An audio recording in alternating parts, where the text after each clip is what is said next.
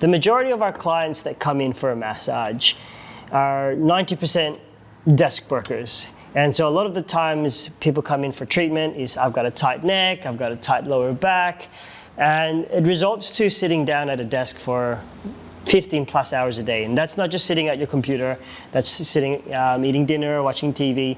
We always find a position of comfort. Generally, that's what we kind of slouch into because I'm comfortable in this position. So we're never gonna be conscious all day, every day about sitting upright, shoulders back and down, perfect posture.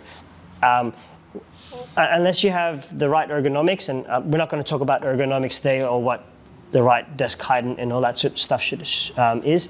It's more about movement. Movement is key to be able to break down those habits of pain and poor posture. When a client comes to us and we give them exercises, here's a good stretch to open your chest, or here's a good strength work to stabilize your glutes.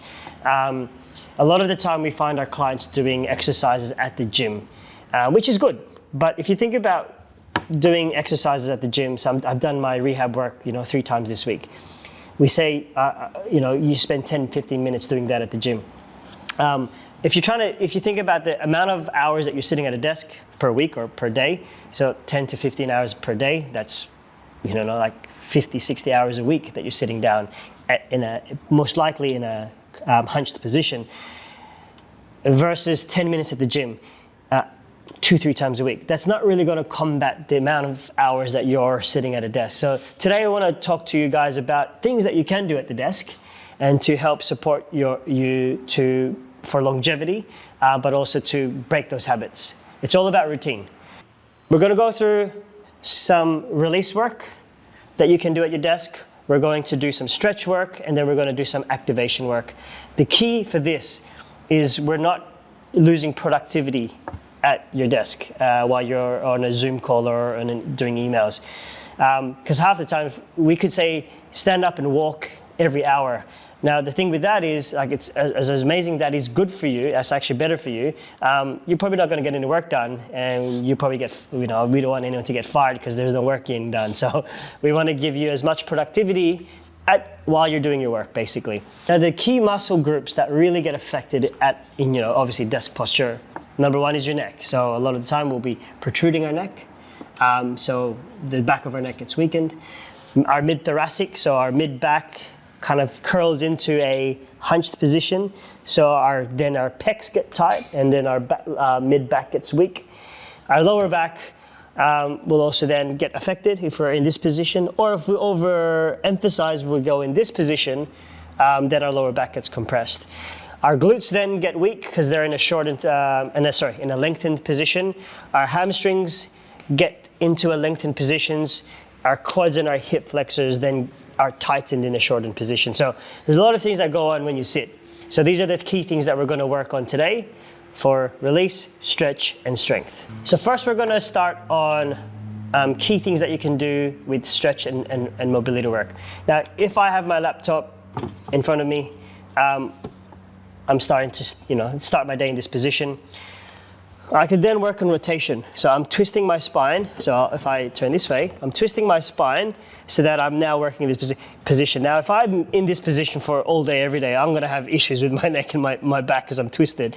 This just breaks up that one position that when you're sitting in your desk. So I could do this for about 10 minutes. So I'm really overstretching here. After 10 minutes, I'll rotate the other way. So I'm actually more limited in this way because now I feel like I'm out of whack. So I'm just going to adjust, but I'm working in a rotated position.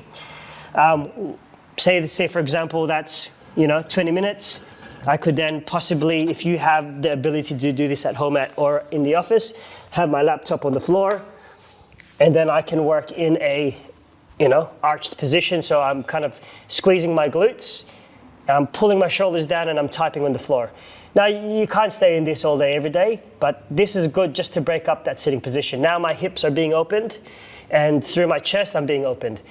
So I'll probably do this for about however long I can do it before I go, oh, yep, this is starting to get uncomfortable. So here is some good positions to change up every now and then. Key stretches and just constant movement. Because one thing that we heard, and it's a great line from the Foot Collective, they say your next move is always going to be your best move. And that is true. I could then stand up and walk. So putting an alarm at your desk, maybe every hour of the day that you're working, get up and move, or change position. The one I like to give people is getting in a hip flexor stretch. So using your chair, and then lunging, and then continuing on for work. So this position now is opening my hips while I'm at my desk. Switching legs. So you, like I said, I probably could stay there maybe 10 minutes, switching sides, so now I'm opening my hips. So when we're sitting down all day, it's like a clamp. Our hip flexors and our quads are tightened and shortened, so it's like a clamp. So imagine that clamp being there for 8 hours. We want to open that clamp, so that's a good way to do it. So those are some change of positions so that you're working. Then you can do some stretches, so opening your chest and squeezing my shoulder blades together, and then hands into my chest, and then rolling in. So I'm really kind of overemphasizing this arch, and then opening my chest, and then squeezing in. So that's extension and flexion of the spine, using my leg, and maybe pushing, or I could push away and then twist, and then the other side. So spending time there. So do this during a Zoom call, do this during emails, especially like a glute stretch, like pushing down my knee, stretching my glute. I could then continue typing. When you're on a phone call, same thing. Maybe if you have the luxury of still working from home, go down on the floor. If you're on a phone call, hey boss, how's it going? Yeah, I got this really important phone call today, so you're still being productive while you're stretching. Yep. So those are some basic stretches that you can do at your desk. We'll then talk about release work. So if you have a massage ball, foam roller, or anything like that, same thing. Grabbing a ball, releasing tight muscles. So biggest one is your glute. Crossing over, having that ball, same thing, typing. So this is a double whammy, stretching and then releasing my glutes. So breaking up that tissue, really working and massaging your glutes while you're sitting down. If you have a long enough chair, get your hamstrings. So sitting down here, pressing down onto my hammies and extending my leg. So this is a good, nice massage technique to release your hammies. Forearms is another one. Using a massage ball to release your forearms. You could even massage your own forearms with your thumbs. So those are the key ones I like to do for release work. If you have the ability, then again, go on the floor, releasing your pecs. This is a really important muscle to release. Lying down on the floor and having the ball right into your pec while you're stretching. So stretching your chest on the floor or using the wall to release your pecs. Activation work, this is something quite, I think, critical when you're sitting at a desk. So if you have a resistance band, same thing.